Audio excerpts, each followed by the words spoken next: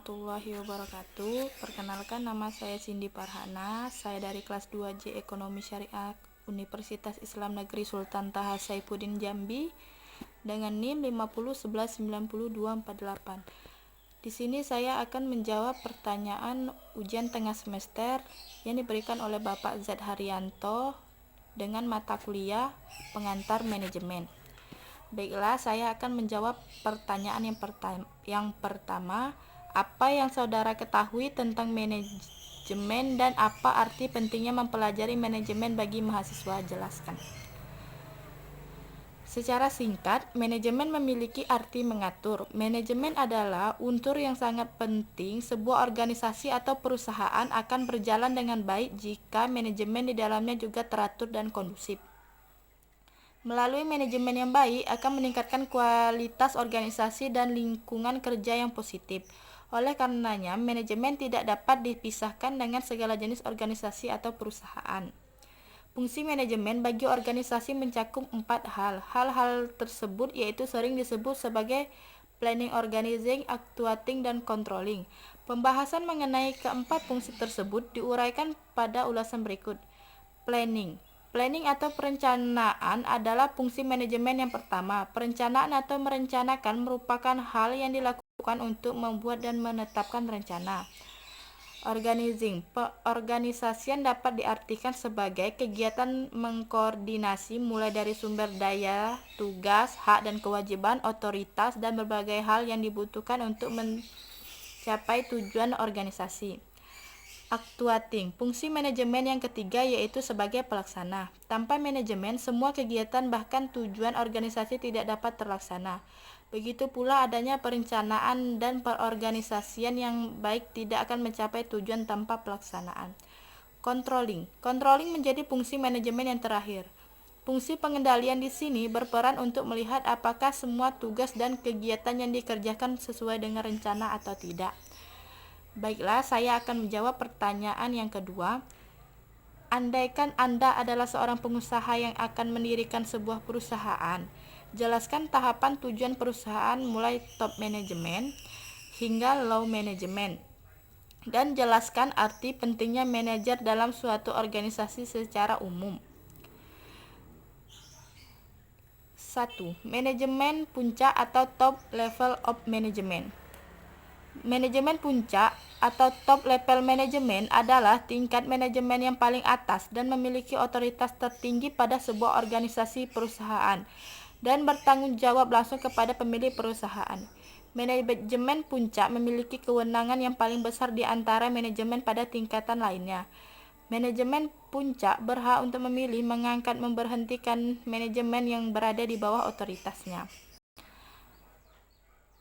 Contoh tingkat manajemen puncak adalah CEO, GM atau General Manager, atau yang sering pula disebut Presiden Direksi atau Presdir. Peran dan tugas manajemen puncak seperti 1. Menyusun dan menetapkan rencana perusahaan. 2. Menentukan tujuan perusahaan. 3. Mengatur manajemen yang berada di bawah posisi manajemen puncak. 4. Memanfaatkan sumber daya yang dimiliki oleh perusahaan. 5. Bertanggung jawab atas semua yang dilakukan oleh manajemen di bawahnya. 2. Manajemen tingkat menengah atau middle level of management. Manajemen tingkat menengah berada pada tengah-tengah dari hierarki manajemen pada sebuah perusahaan. Manajemen ini dipilih oleh manajemen puncak dan manajemen tingkat menengah bertanggung jawab atas pelaksanaan rencana yang sudah ditentukan oleh manajemen puncak.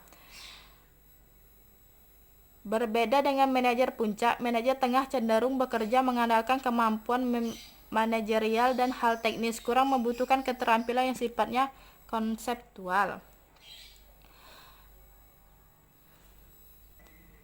Manajemen tingkat menengah membawahi dan mengarahkan kegiatan manajer di bawahnya. Manajemen pada tingkat ini bertanggung jawab terhadap kegiatan yang dilakukan oleh tingkatan manajemen yang lebih rendah dan bahkan terkadang terhadap beberapa karyawan operasionalnya.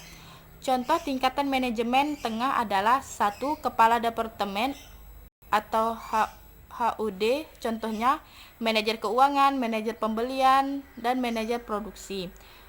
2. Manajer cabang seperti kepala cabang unit. 3. Junior eksekutif, contohnya asisten manajer pembelian, asisten manajer keuangan, dan asisten manajer produksi. Contoh tugas dan peran manajemen tingkat menengah sebagai berikut. 1. Menjalankan perintah, kebijakan, rencana yang telah disusun oleh manajemen puncak. 2. Memberi saran atau rekomendasi kepada manajemen puncak. 3. Mengkoordinasikan seluruh kegiatan semua departemen yang ada. 4. Berkomunikasi dengan manajemen puncak dan manajemen tingkat yang lebih rendah posisinya. 5. Mempersiapkan rencana jangka pendek, umumnya disusun hanya untuk 1 hingga 5 tahun. Mempunyai keterbatasan tanggung jawab dan wewenang karena manajemen tingkat menengah ini merupakan perantara manajemen puncak dengan manajemen yang lebih rendah. 7. Bertanggung jawab secara langsung kepada Dewan Direksi dan CEO perusahaan. 3. Lower Management atau Supervisor Management. Manajemen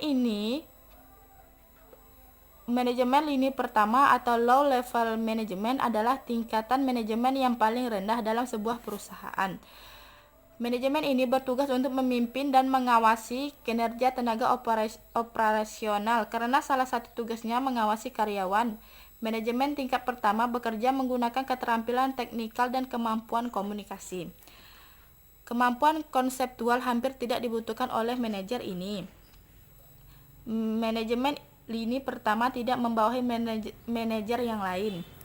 Contoh manajemen tingkat pertama adalah mandor atau pengawas atau sering disebut dengan supervisor. Mereka dipilih oleh manajemen tingkat menengah. Mereka juga bagian dari manajemen operasional yang terlibat secara langsung dalam proses produksi dan bertanggung jawab untuk menyelesaikan rencana dan tugas yang diberikan oleh manajemen yang lebih tinggi. Contoh kegiatan yang dilakukan manajemen pada tingkat pertama ini seperti mengarahkan dan mengendalikan karyawan atau pekerja. 2. Mengembangkan moral para karyawan. 3. Menjaga hubungan yang baik antara manajemen tingkat menengah dan para pekerja. 4. Menginformasikan keputusan yang diambil oleh manajemen kepada para karyawan atau pekerja.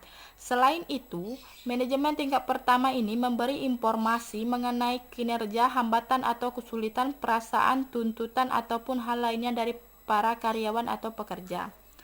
5. Menyusun rencana harian, mingguan, serta bulanan. Tidak menyusun rencana jangka panjang. Peran manajer. 1. Peran interpersonal, yaitu hubungan antara manajer dengan orang yang ada di sekelilingnya meliputi figurehead atau pemimpin simbol, sebagai simbol dalam acara-acara perusahaan. Leader atau pemimpin menjadi pemimpin yang memberi motivasi para karyawan atau bawahan serta mengatasi permasalahan yang muncul. Liaison atau penghubung, menjadi penghubung dengan pihak internal maupun eksternal. 2. Peran informasi adalah peran dalam mengatur informasi yang dimiliki baik yang berasal dari dalam maupun luar organisasi, meliputi monitor atau pemantau, mengawasi memantau, mengikuti, mengumpulkan, dan merekam kejadian atau peristiwa yang terjadi, baik secara langsung maupun secara tidak langsung. Diseminator atau penyebar, menyebar informasi yang didapat kepada para orang-orang dalam organisasi. Spokesperson atau juru bicara, mewakili unit yang dipimpinnya kepada pihak luar. 3. Peran pengambil keputusan adalah peran dalam membuat keputusan baik yang ditentukan sendiri maupun yang dihasilkan bersama pihak lain, meliputi entrepreneur atau kewirausahaan, membuat ide dan kreasi yang kreatif dan inovatif untuk meningkatkan kinerja unit kerja. 2. Penyelesaian permasalahan, mencari jalan keluar dan solusi terbaik dari setiap persoalan. 3. Pengalokasian sumber daya, menentukan siapa yang menerima sumber daya serta besar sumber daya tersebut. Baiklah, saya akan menjawab pertanyaan nomor 3. Jika Anda sebagai seorang manajer sebuah perusahaan Langkah dan strategi apa yang saudara ambil dalam menjalankan dan mengamankan usaha dimaksud di masa pandemi COVID-19 saat ini? Jelaskan. Penyebaran COVID-19 tentunya mempengaruhi segala kegiatan, salah satunya dunia bisnis. Penyebaran COVID-19 yang cepat memang merubah interaksi antara pebisnis dan pelanggan. Banyak bisnis yang mulai merasa penurunan penjualan yang drastis atau tidak memiliki pelanggan sama sekali karena pelanggan sudah mulai beraktivitas di rumah mereka masing-masing. Tetapi keberlanjutan bisnis harus tetap dilakukan di tengah pandemi corona ini agar tidak mengalami kebangkrutan. Mempertahankan bisnis berarti juga memperjuangkan penjualan selama wabah COVID-19. Tentunya bukan hal yang mudah. Maka dari itu harus memiliki strategi agar bisnis tetap berjalan, yaitu dengan 1. Buat promosi dan berikan diskon. 2. Cara strategi penjualan yang kreatif. 3. Hormati dan perkuat hubungan Anda dengan pelanggan. 4. Jangan panik dan jangan berhenti menjual. Baiklah, mungkin hanya itu yang dapat saya sampaikan. Saya akhiri. Wassalamualaikum warahmatullahi wabarakatuh.